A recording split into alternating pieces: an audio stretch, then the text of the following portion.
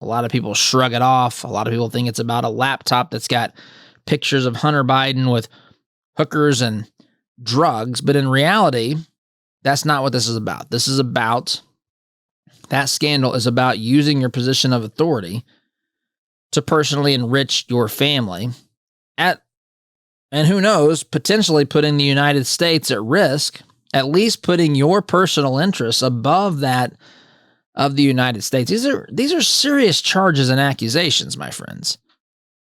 When you get down to what the founders were thinking about with, say, the emoluments clause, this is the sort of thing. This was the sort of thing, not whether or not you could be a business owner, have a business, and then serve as president of the United States and suddenly having to sell that business.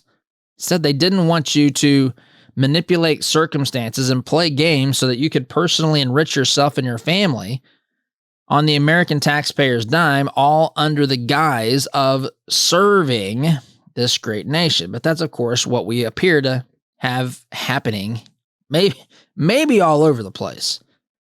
I mean, it certainly is not, it would not be the first time something like this happened, if Biden, in fact, did do what some of these allegations are. But nonetheless, it is, he's been there for 20% of this nation's history.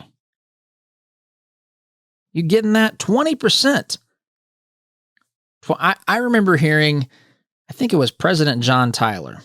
President John Tyler, apparently, I think it's John Tyler. Look this up. I could be wrong on the president. Maybe it's Zachary Taylor. It's one of those people around number 10. Around number 10. 10th president, 11th president, something like that. John Tyler, to this right now, well, at least recent years, I don't know if it's current as of this moment in time, but as of recently, had grandchildren still alive, which is a lot to wrap your brain around, to think that someone that far back could still have grandchildren on this planet. But the truth is, what should be more mind-boggling to us is that Biden has been in Washington, D.C. for 20 years of its existence, or 20% of its existence, and yet blames all of these things on someone else, oftentimes Trump. But he has been in Washington, D.C., had his hands and the ability, I should say, his ability to change the tax code.